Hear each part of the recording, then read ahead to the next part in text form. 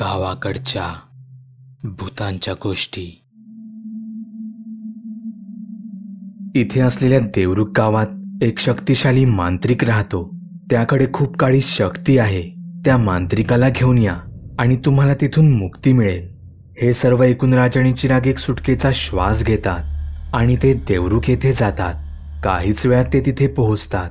त्यांनी तिथे असणाऱ्या काही लोकांना त्या मांत्रिकाबद्दल विचारले आणि त्यांना त्या मांत्रिकाचं घर सापडलं. ते गावातून खूप लांब एका जंगलात होतं. ते एक झोपडं होतं. राज चिराग दारात उभे राहिले. त्यांनी दाराची कडी वाजवली. कोणी आहे का घरात? तसं दार उघडून एक उंच आणि काळे कपडे घातलेला विचित्र माणूस बाहेर आला. त्याच्या गळ्यात मुंडमाळा होत्या. त्याकडे बघूनच आम्ही समजलो हाच तो मांत्रिक. त्याने मोठ्या आवाजात आम्हाला विचारले, कोण तुम्ही? इथे माझ्या झोपड्यात येण्याचं काय कारण? राज म्हणाला, आम्हाला तुमची मदत पाहिजे आहे. तुम्ही आमच्या बरोबर चला. मांत्रिक बोलला, मी काय मदत करू तुझी? तसं राजने मांत्रिकाला जे काही खरं आहे ते सगळं सांगून टाकलं. मांत्रिक उठला आणि बोलला, कुठे जायचे आहे? चिराग म्हणाला, रत्नागिरीमध्ये सदोबाच्या वाड्यात. हे ऐकून त्या मांत्रिकाच्या चेहऱ्यावर एक आनंदी हास्य उमटलं. मांत्रिक म्हणाला, चला, जास्त काळ इथे नको थांबायला. अमावस्या चालू झाली आहे. रात्र होण्याआधी आपण तिथे नाही पोहोचलो तर तुझी बायको नाही वाचणार. हो हो, चला. इथे आम्ही मात्र सर्व वाड्यातच होतो. हळूहळू संध्याकाळ होत होती. आमचं लक्ष घड्याळात होतं. आम्ही राज चिरागची वाट पाहत होतो. सिद्धीही आता शांत होती. सगळीकडे शांतता पसरली होती. कदाचित ही वादळापूर्वीची शांतता होती. आता 7 वाजले होते. आम्हाला आता भीती वाटत होती. तेवढ्यात राज चिराग आले. त्यांना बघून आम्हाला बरं वाटलं. ते आत आले. आत येताच त्यांच्या पाठून एका मांत्रिकाने प्रवेश केला.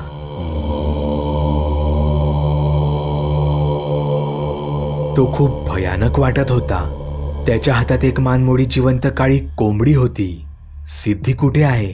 राजने विचारले. त्याने तिला बोलवायला सांगितलं. ती खाली येईपर्यंत मांत्रिकाने त्याच्या सर्व काळ्या शक्तीच्या वस्तू झोळीतून बाहेर काढल्या आणि त्याने मीठ घेऊन एक मोठं वर्तुळ काढलं. त्या वर्तुळासमोर आग पेटवली आणि तो त्यासमोर जाऊन बसला. हे सर्व होईपर्यंत सिद्धी खाली आली होती. तिला आधी काहीही समजत नव्हतं, पण अचानक सिद्धीच्या वागण्यात बदल झाला. तिचे डोळे रागाने लाल झाले होते. ती मांत्रिकाला बोलू लागली, हे मांत्रिका, जा इथून, नाहीतर जीव गमावशील तू. मी तुला जीवदान देते. जा इथून, नाहीतर मरशील तू. आता सर्वांच्या लक्षात आलं होतं तिथे माया आली होती.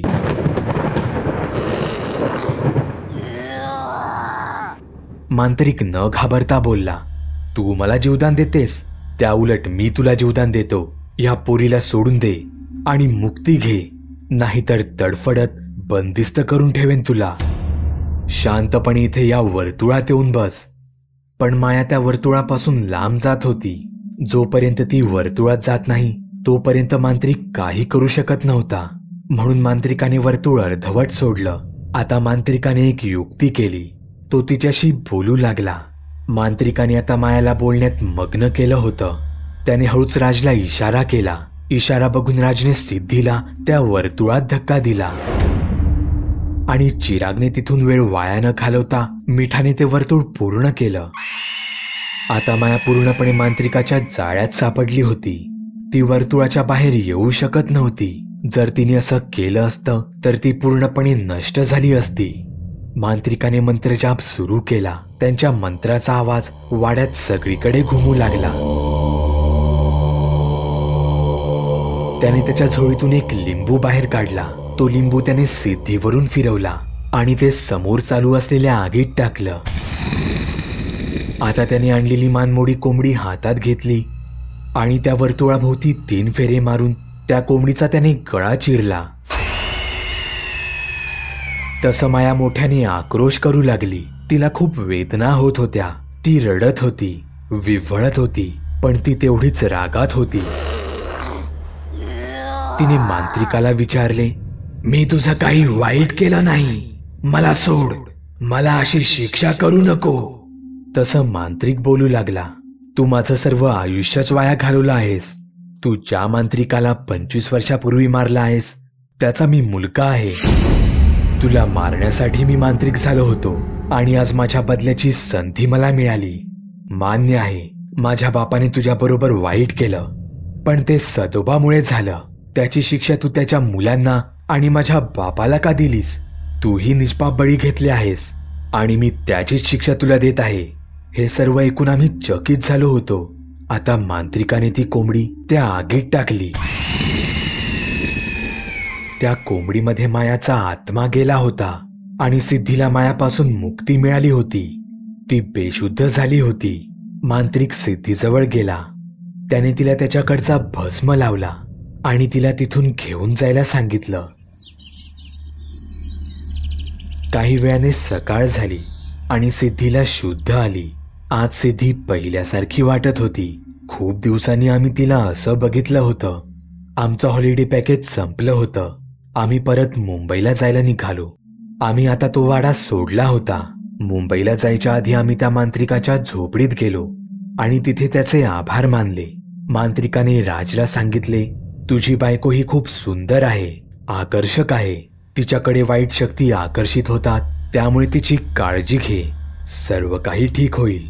या आता तुम्ही, आणि काही अडचण असेल तर मला नक्की सांगा. असं बोलून आम्ही ते गाव सोडले आणि मुंबईमध्ये आलो. आल्या आल्या हे सर्व राजने त्याच्या आई वडिलांना सांगितलं. आम्ही सोबत असल्याशिवाय यापुढे सिद्धीला कुठे घेऊन जायचं नाही असं घरच्यांनी त्याकडे वचन मागितलं. 2 दिवस गेले. 2 दिवसानंतर रात्री 12 वाजता सिद्धीच्या फोनची रिंग वाजली.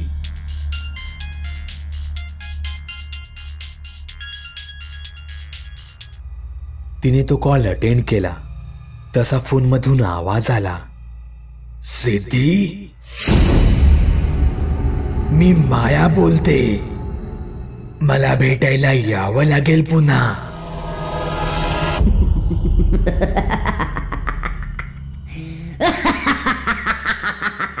तुम्ही सुद्धा तुमच्या गोष्टी बागुलपुवाला मेल किंवा मेसेज करू शकता.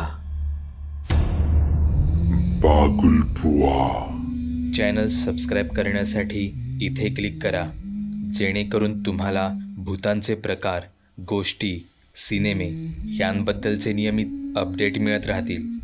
इतर व्हिडिओ पाहण्यासाठी इथे क्लिक करा. व्हिडिओ लाईक, कमेंट आणि शेअर करायला विसरू नका. धन्यवाद.